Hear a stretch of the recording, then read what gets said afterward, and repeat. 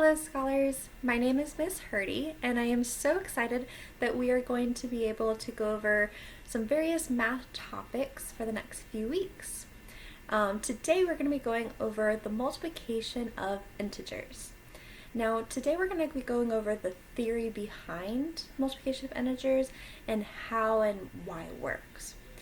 It's important to learn the theory behind mathematical concepts because it helps us understand why it works the way it does. After we understand why it works and how it works, then we can learn the tips and tricks and all the things that make it easy to do the different steps with mathematics. Okay, so I'd like everyone to follow along. If you do have any questions, don't hesitate to ask. Thanks. Alright, so the multiplication of integers. We already know that on a number line there are positive numbers and there are negative numbers.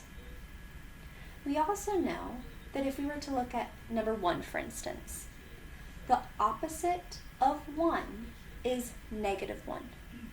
The opposite of 2 is negative 2. The opposite of 3 is negative 3, and so on.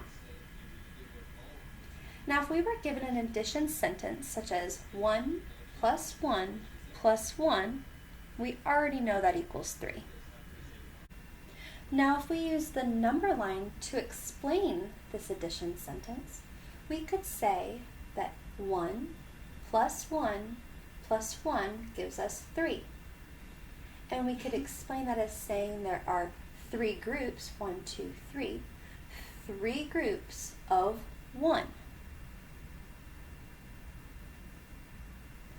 So, if we were to say that as a multiplication expression, we could say there are 3 groups of is another name for multiplication, 1, which is right here, 3 groups of 1.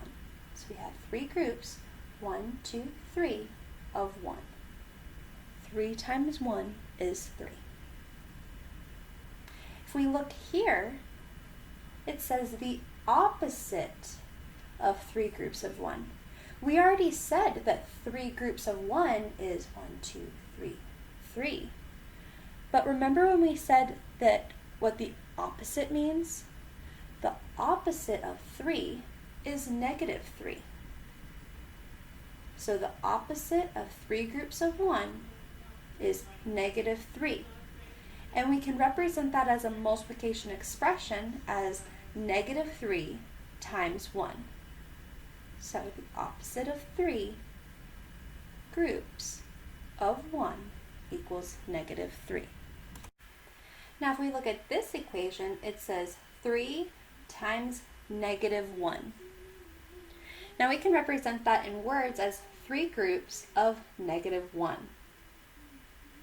So negative 1 plus negative 1 plus negative 1, that's 3 groups of negative 1. We're going this direction. So negative 1 plus negative 1 plus negative 1 gives us a negative 3. So 3 groups of negative 1 equals negative 3. Now this equation, negative 3 times negative 1 equals 3. Now how does that work? Well, the opposite of 3 groups of negative 1. That's how we're going to read it. The opposite of 3 groups of negative 1. The opposite of 3 groups of negative 1. So to do this, let's not worry about the opposite part just yet. Let's look at this is similar. We already know that 3 times negative 1 gives us negative 3. But when we bring in the opposite part, the opposite of negative 3 is 3. So we know that 3 groups of negative 1 equals negative 3, but the opposite of 3 groups of negative 1 equals 3. Now in doing multiplication of integers, it helps to understand the meaning of the expression if we know the addition sentence that correlates with the multiplication expression. So we're going to do that now. Now, the expression 3 times 1, we already discussed that earlier, that 3 times 1, we can say that as 3 groups of 1. But how do you think we would write that as an addition sentence?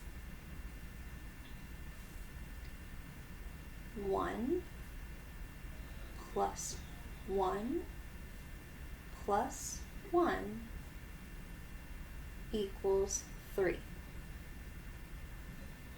And we know that the expression 3 times 1 gives us a product of 3. All right, let's go to the next one. Negative 3 times 1. The description of that is the opposite of 3 groups of 1. The opposite of 3 groups of 1. Now we would write that as, how do you think? If we already know that this is 3 groups of 1, how would we represent the opposite of 3 groups of 1? I'm going to go ahead and write down 3 groups of 1 in addition, the addition sentence for 3 groups of 1. So 1 plus 1 plus 1. But we need to include the opposite part. So I'm going to put parentheses around this. I'm going to put a negative in front. The negative, or the opposite of 3 groups of 1, is negative 3. And we also know that negative 3 times 1 gives us a product of negative 3. All right, here. 3 times negative 1 can be said as 3 groups of negative 1. So I'm going to put 3 groups of negative 1.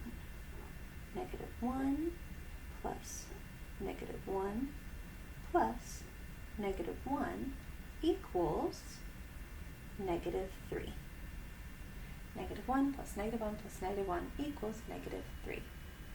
We know that 3 times negative 1 gives us a product of negative 3.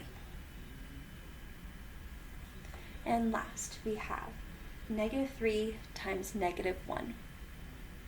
It can be said as the opposite of 3 groups of negative 1. Now, what do you think we're going to do? That's right, we're going to rewrite this.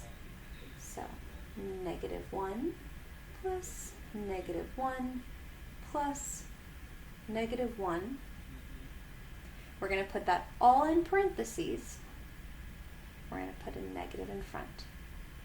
So the opposite of 3 groups of negative 1 equals 3. So negative 3 times negative 1 gives us a product of 3. Great job, guys.